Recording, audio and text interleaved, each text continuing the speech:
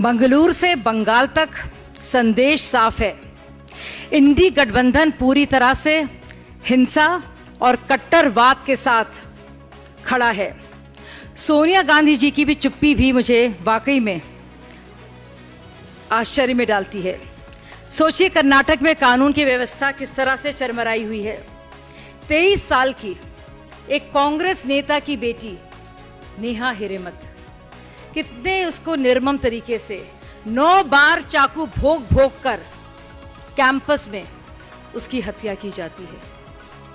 और सोचिए, ये हाल है कांग्रेस के कॉरपोरेटर की बेटी का कर्नाटक में।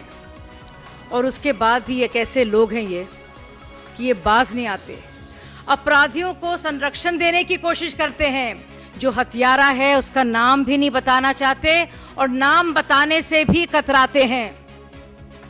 उसके ऊपर आपने सुना, नक्सलियों को शहादत का दर्जा देते हैं। तो चाहे बात हो रामेश्वर ब्लास्ट की या फिर इस चाकूबाजी की, पानी की किल्लत की या कट्टरवादियों को संरक्षण देने की, ये साफ जाहिर है कि इंडी अलायंस और उस अलायंस के तहत जो भी ताकतें हैं उनका साथ पूरी तरह से कट्टरवादियों के साथ है और अपराधियों के साथ है। और तुष्टीकरण की राजनीति इतनी हावी है कि हमने देखा किस तरह से रामनवमी के मौके पर 3 लड़कों को जो आराम से अपनी कार में बैठकर जय श्री राम के नारे लगा रहे थे और भगवान श्री राम का एक झंडा उनकी गाड़ी में था, उनको इतना मारा गया, इतनी बदसलूकी की गई और कहा गया कि आप ये नहीं कहेंगे, आप कोई और नारा कहेंगे। और सोचने वाली बात है, ये वो लोग हैं जो अभिव्यक्ति की आज़ादी की बात करते हैं। इसके अलावा हम सब जानते हैं प्रियंक खरगे जी ने क्या कहा था कि हर एक औरत को हम बिस्तर होना पड़ता है, यानी she has to sleep with men to get government jobs. पुराने उनके नेता हैं शामनूर जी दावनगिरी से, उन्होंने क्या कहा था, women deserve to be in kitchen. शायद ये बात कांग्रेस के नेता इंदिरा गांधी जी के लिए, सोनिया गांधी जी के लिए और प्रियंका गांधी जी के लिए भी कह रहे थे। सोचिए, डीके शिव कुमार जी को जब एक कुकर बॉम्ब का इस्तेमाल होता है और हम देखते हैं कितना खतरनाक वो हो सकता था और था। क्या कहते हैं कि जो भी इसमें हमलावर थे, जिन्होंने भी इस घटना को अंजाम दिया था, वो हमारे भाई हैं। तो इस तरह की बहुत सारी बातें हैं लगातार हम देख रहे हैं। और ये साफ जाहिर है कि एक तरफ मोदी जी जो बार बार मातृशक्ति की बात करते हैं, कहते हैं नारी शक्ति ही उनकी सुरक्षा कवच है, दूसरी तरफ इंडी अलायंस महिलाओं के प्रति हिंसा और अत्याचार को बढ़ावा देती है और अत्याचारियों को हमेशा संरक्षण देती है। हमारी ये इंतजा होगी कांग्रेस पार्टी से कि वो धर्म का चश्मा उतारकर अपराध को अपराध की नज़र से देखे, बलात्कार को बलात्कार की नज़र से देखे, बजाय ये कि इसमें भी हिंदू मुस्लिम करें। किस महिला की हत्या होती है या बलात्कार होता है, इसका ताल्लुक या उसके हत्यारे या बलात्कारियों का ताल्लुक उसके धर्म से या जाति से देखकर उसको आंकना गलत है। और इस तरह से कट्टरवाद को लगातार संरक्षण देना, अपराधियों को इस तरह से बढ़ावा देना अपने आप में दिखाता है कि तुष्टीकरण की राजनीति उन्हें किस मोड़ पर ले आई है। धन्यवाद।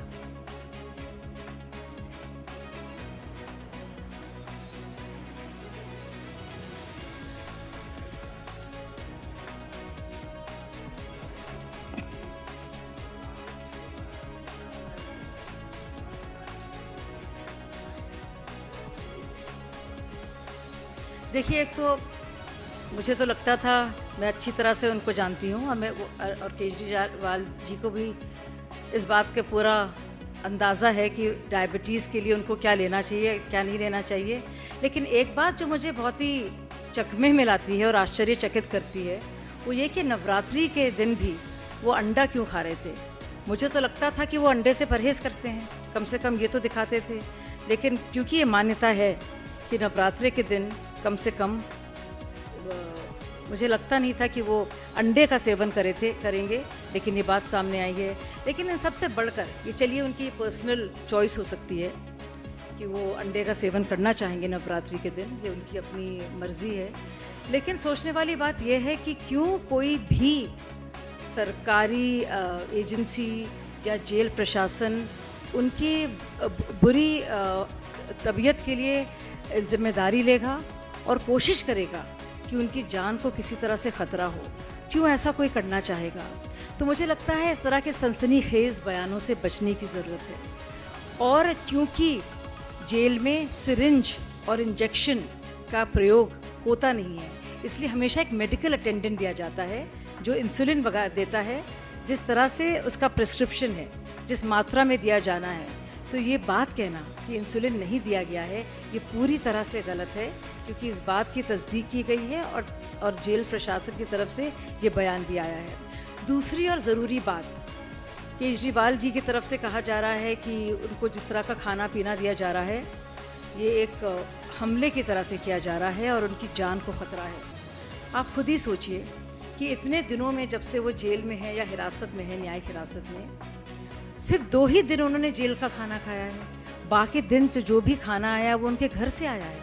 और इसके लिए उन्होंने गुजारिश भी की थी, एक रिक्वेस्ट भी की थी, जिसको मंजूरी दी गई। और उससे बड़ी तीसरी ज़रूरी बात यह है कि जेल प्रशासन पूरी तरह से आम आदमी पार्टी या दिल्ली सरकार के ही अंतर्गत है और अधीन है। इसीलिए हमने देखा कि संजय सिंह जब बाहर आए तो बड़े अच्छी तरह से मुझे लगा नहीं किसी भी तरह से उनकी ज़रा सी भी कोई कोताही बरती गई उनके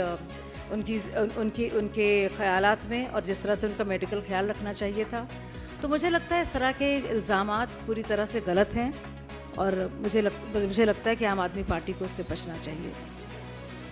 कोई भी हर कोई जानता है, अगर आप डायबिटीज़ टाइप 2 के शिकार हैं तो आम, जिसमें फ्रक्टोज इतना ज़्यादा है, हर कोई जानता है कि अगर आप डायबिटीज़ टाइप 2 के शिकार हैं तो आप आम खाने से बचेंगे, जो शुगर लेवल उससे बढ़ती है, फ्रुक्टोज लेवल जिसे कहा जाता है। और क्यों आप खाएंगे ऐसा? क्यों आप कुछ भी मीठा खाएंगे? अब जाहिर सी बात है आप ख्याल रखेंगे। और जब से मैं केजरीवाल जी को जानती हूँ, जो कि 1 दशक से ज़्यादा की बात है, उनको डायबिटीज़ का प्रॉब्लम रहा है। उनको अच्छी तरह से मालूम है उन्हें क्या खाना चाहिए और क्या नहीं खाना चाहिए।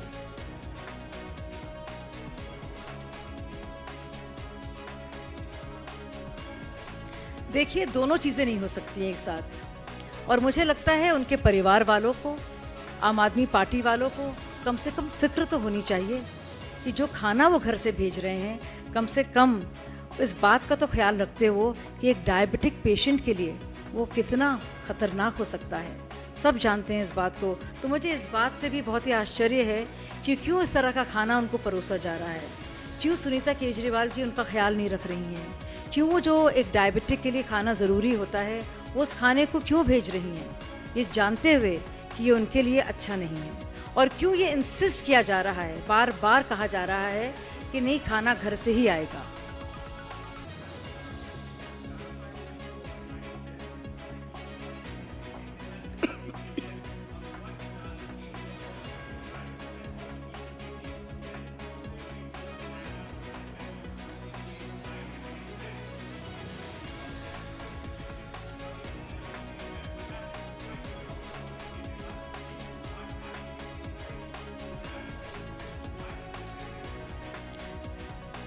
Well, it's rather strange and bizarre that Arvind Kejriwal insists on getting homemade food, which is actually allowed. And out of all the days that he has consumed food, that he has been in judicial custody, he has in fact had homemade food most of the days, barring 2 days. So it is intriguing to me as to why his family or whoever is offering to make the food is not aware of what his requirements as a diabetic patient are.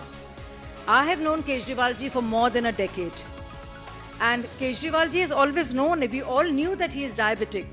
So I don't know why he would consume, or why would this kind of food be given to him which would be high in sugar, high carb diet, or even mangoes which are high in fructose, which would spike your sugar levels. So it is indeed unfortunate that this is being said, and I don't think anybody no jail in India would do this, because we are a very responsible democracy, and I don't think it is even possible that insulin would be denied to a diabetic patient, no matter whether he's a CM or any other patient in this country. And there is a medical attendant who has been there at his beck and call, and also who is giving him the required amount of insulin directly. Because syringes and injections are not allowed inside, there has to be, or they have to be there done. This process has to be conducted in the presence and through a medical attendant only. जी.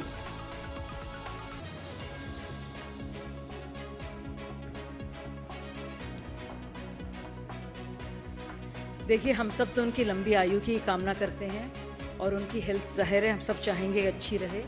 और मुझे लगता है हमसे ज़्यादा जो सारी जो agencies हैं, जो जेल प्रशासन है, वो भी चाहेगा कि उनकी जो भी मरीज़ हो उसका ख्याल रखा जाए। तो मुझे समझ में नहीं आ रहा है ऐसे किस तरह के गैर जिम्मेदार लोग हैं जो घर से खाना भेज रहे हैं उनके लिए, और इस तरह का खाना भेज रहे हैं कि उनसे उनकी डायबिटिक कंडीशन ख़राब हो। और मुझे लगता है कि सुनीता केजरीवाल जी को थोड़ी नज़र रखनी चाहिए कि वो देखें कि उनके पति के लिए खाना कौन बना रहा है घर में, और क्यों ऐसा किया जा रहा है कि उनकी डायबिटिक होने के बावजूद high carbohydrate diet, high carb diet दी जा रही है और शुगरी चीज़ें दी जा रही हैं, मिठाई और इस तरह की चीज़ें, जिससे उनकी शुगर लेवल जो है बाकायदा मेंटेन ना हो और उनका इंसुलिन स्पाइक हो, जिससे उनकी तबीयत ख़राब हो। तो मुझे लगता है उनके परिवार वालों को ज़्यादा ख्याल रखना चाहिए। या तो वो कह दें कि वो घर से खाना नहीं खाएंगे, लेकिन अगर घर से खाना खाने पर ही उनका पूरी तरह से इंसिस्टेंस है और उनका आग्रह है, तो मुझे लगता है कि सुनीता केजरीवाल जी को कम से कम अपने पति के लिए, जिनके बारे में हम सब जानते हैं कि वो डायबिटिक हैं और डायबिटीज़ 2 के मरीज़ हैं, कम से कम उनको सोच समझ के उनके लिए खाना बनाएं ताकि उनकी कंडीशन किसी भी तरह से ख़राब ना हो।